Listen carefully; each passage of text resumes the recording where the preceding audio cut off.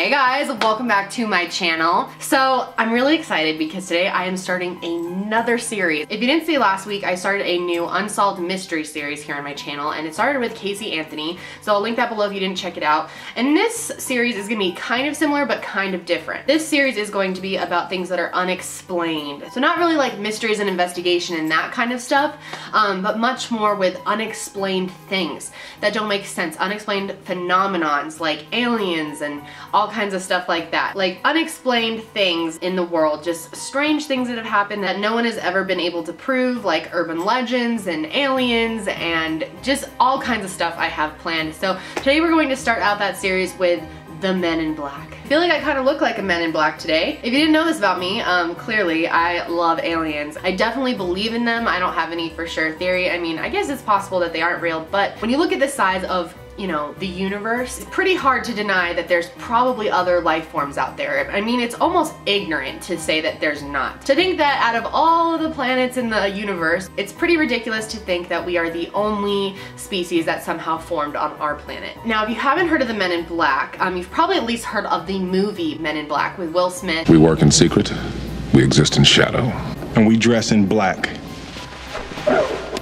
The good guys dress in black, remember that, just in case we ever face to face and make contact. The title held by me, M.I.B., means what you think you saw, you did not see. Now the real Men in Black, I guess would be filed probably under urban legend. Like, no one knows if it's true. There's honestly not much solid proof. Most of the things that I'm about to tell you guys are just like people's encounters and stories. We have no way to prove that any of them are telling the truth either, so I guess it's kind of something where you just have to look at it and say, maybe. So the idea behind the Men in Black is that there are these men, obviously, that wear black, and they're often described as having cold skin, no eyebrows, no eyelashes, no hair, bald, a blank expression on their face. Some cases even say that they were wearing lipstick, and when you wipe off the lipstick that there's no lips underneath. So a lot of people don't think these are really like human, but they wear black hats, black suits, black coats, everything. They solely contact people who have either researched UFOs or have seen a UFO and are going to share it with other people. Now, real quick, I just wanted to put this in there. I've shown this video before, but it's one of my favorite videos because it completely blows my mind. Okay, so we were just up on a roof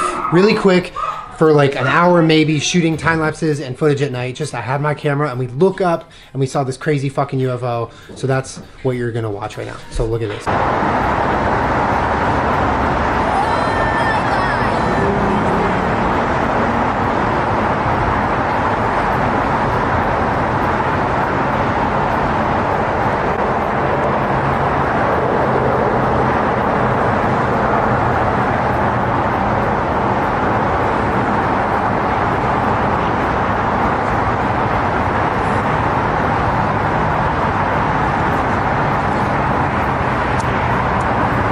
Now that's pretty crazy to me. I mean, especially the way that it's like expanded. It doesn't look like anything I've ever seen. Of course, the government or news agencies have told us that this is just some type of Air Force experiment or military type thing that they were testing, which I find hard to believe, because why would you test something like that over Los Angeles in the middle of the night without telling anybody? I don't know, that seems pretty weird to me.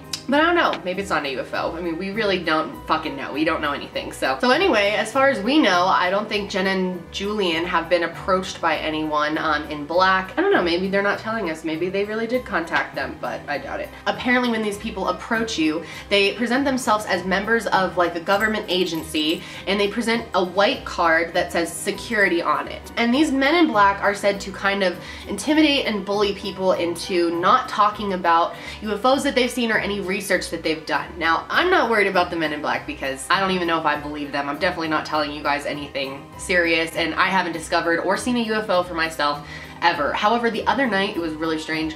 Josh and I were sitting on our deck and we were just talking about aliens, and all of a sudden the loudest plane I have ever heard flew over us. Like, it didn't even sound like a plane. My heart started racing. I was like, this is it. They're coming right now. They heard us. And my neighbors across the way, we could see our neighbors, and they looked up and they were looking at it too and freaking out. We were both kind of like making gestures at each other. It was literally the loudest plane I have ever heard. It didn't even sound like a plane. It was like the weirdest noise, kind of sound like wah wah wah, wah, wah. But I don't know.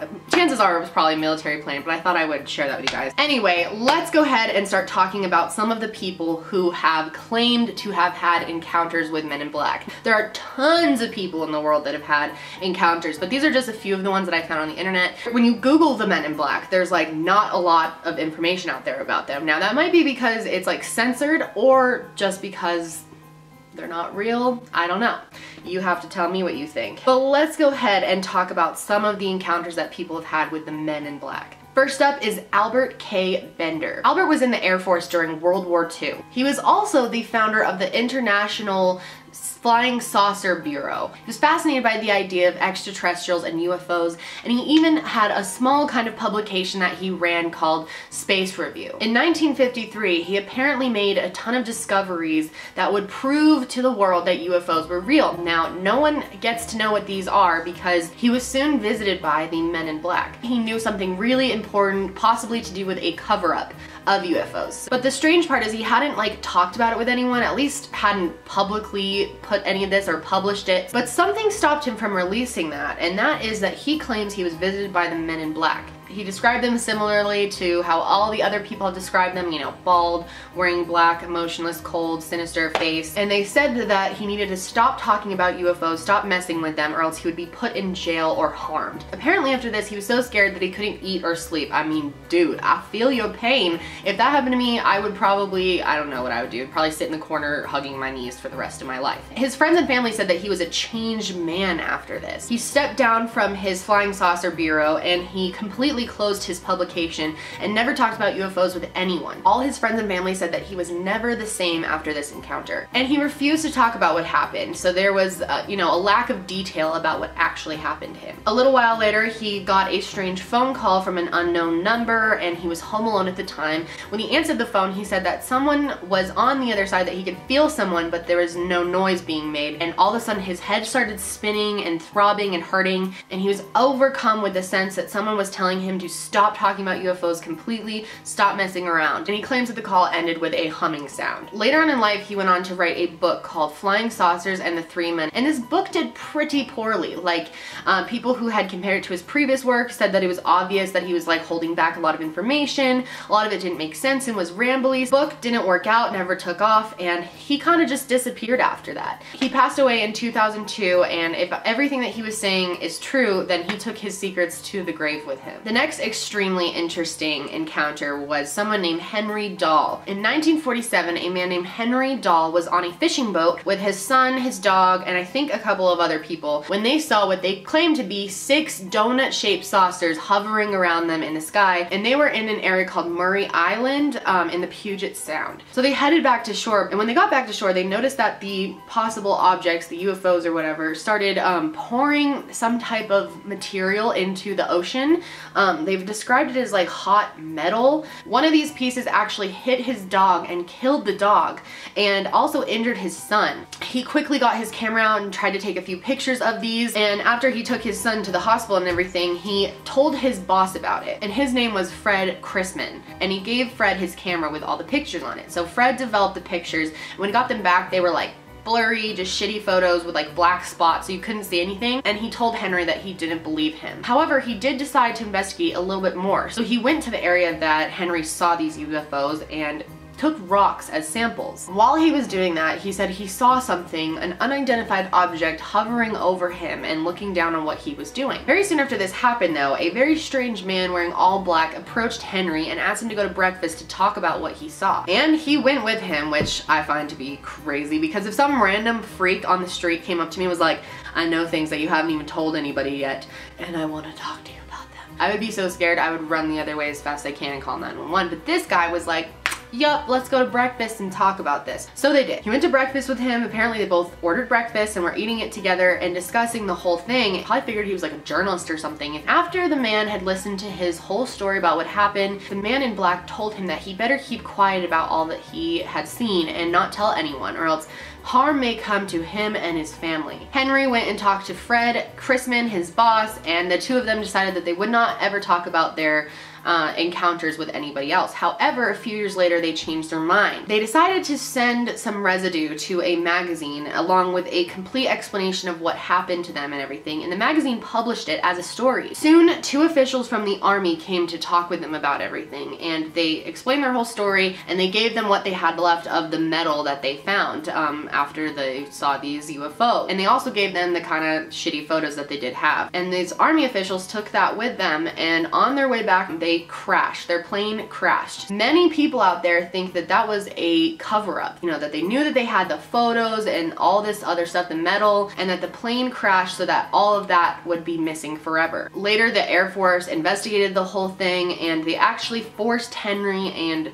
Fred to admit that they made the whole thing up and it was a giant hoax, and if they didn't admit that, then they would be held responsible for the 2 army officials who died. So obviously they did, but later in his life, Henry has said that it was not fake. Next up, we have Jack Robinson, who is another man who has claimed to see the Men in Black. This was in 1968. Jack Robinson and his wife Mary were known for doing research regarding UFOs, unexplained things. One day they came home to find their house had been broken into, according to them. Now, it didn't look like a mess or anything, but they said that things were moved in different places and things weren't how they left them, so they assumed that someone went into their house. Mary started to notice a man standing across the street from their apartment in kind of a doorway, watching them. And of course, this guy was a man wearing black. They told their friend Timothy Green Beckley, and he decided to drive his car past the man to get a better look, and he snapped this photo. I don't know. Do you think that one is real? Do you think that photo is legit, or is that just kind of a dude standing there? I don't know. And the last encounter that we are going to talk about is from a man named Dr. Herbert Hopkins. He actually was a respected family physician from Old Orchard Beach, Maine. On the night of September 11th, 1976, he was home alone, and he was currently working on studying UFOs. According to him, his phone rang, and on the other side was a strange man, and he claimed to be working for the New Jersey UFO organization, which turned out to be a fake organization after all. Dr. Hopkins claimed that the man wanted to talk to him about his UFO case and even asked him if he was alone. He asked if he could come over, and he said yes, and he started walking over to his front door to turn his porch light on, and when he got to the front door, which was only a couple seconds after he said yes, a strange man was standing on his porch. And he said even if the man was standing in my yard or across the street, he would not have been able to move that quickly to my front door. His description of the man was pretty similar to what other people have said in the past. Bald, no eyelashes, no hair, pale, black suit, black shoes, black socks, white shirt with a black tie, and a black hat. He actually described him as a bald egg. He said it looked like he had smooth plastic skin like a doll, except that it was a dead white color. His lips were brilliant ruby red, and he spoke in an expressionless, monotone, scanning speech. He constructed no phrases or sentences, just a sequence of words, evenly spaced. His voice was completely passive with no inflection. He basically described this man as kind of unhuman and talking as if he were a machine or like robot or something. He said that during their time together, they talked about his UFO case and everything like that. And then he described something that's pretty creepy. He said that he sat perfectly motionless and wore gray suede gloves. He idly brushed his lips with the back of a glove, and when he put his hand down, the back of his glove was bright red and the red on his mouth was smeared. So I knew he was wearing lipstick. Then I could see that his mouth was a perfect straight slit. Apparently he did not have what we call lips, so the lipstick was used as a decoy, and his mouth was more like a ventriloquist dummy. Now the next part is super weird. He claims that the man had him put a penny in his hand and said, "Watch the penny." He claims that as he was watching the penny, it started to turn into a silver color. Eventually that silver kind of turned into a bluish color, and then the thing disintegrated and disappeared. He explains it as slowly dematerializing. Now I don't know about you guys, but if that happened right in front of my face, I would be like,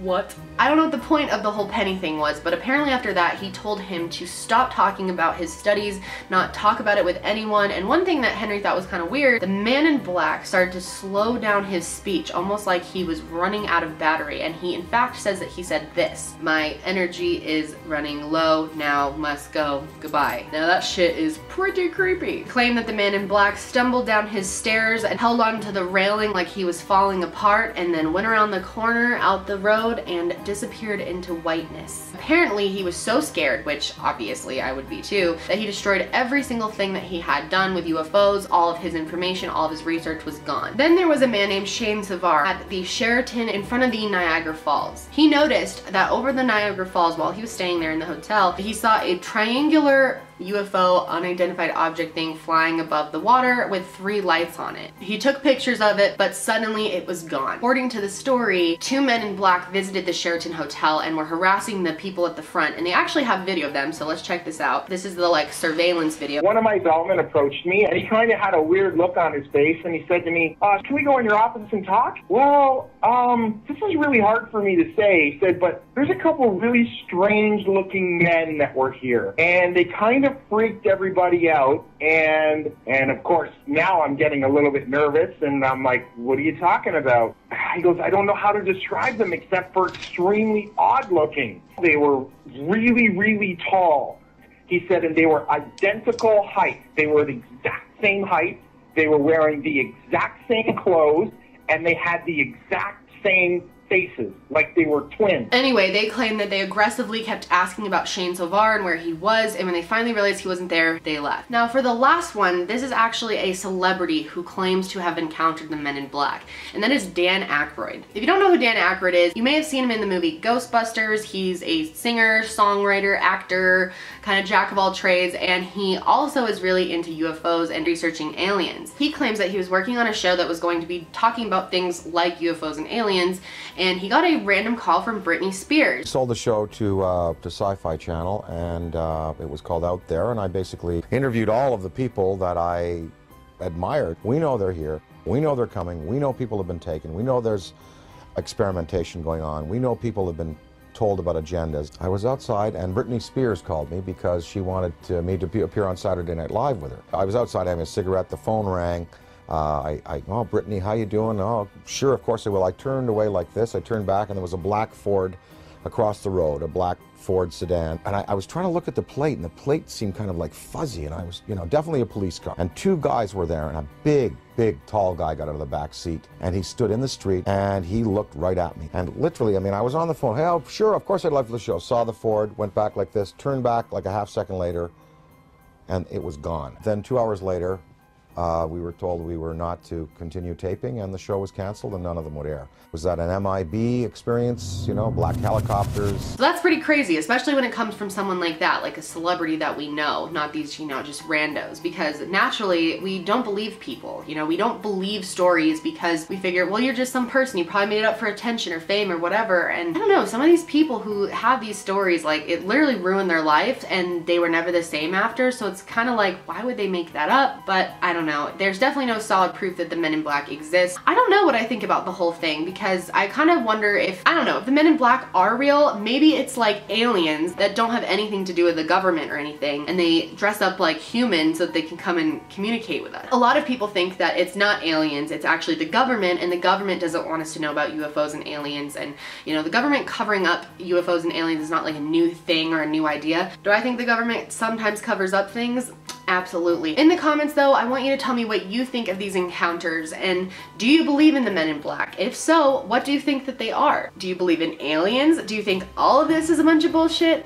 Let me know in the comments. But that's it for me today, guys. I hope you're having a great day. If you're new here to my channel, be sure to subscribe. My videos go up on Tuesday and Thursday at 7 p.m. MST, with a possible surprise video going up on Sunday at 7 p.m. MST. But that's it for me today, guys. I hope you're having a great day, and I will see you next time. Bye.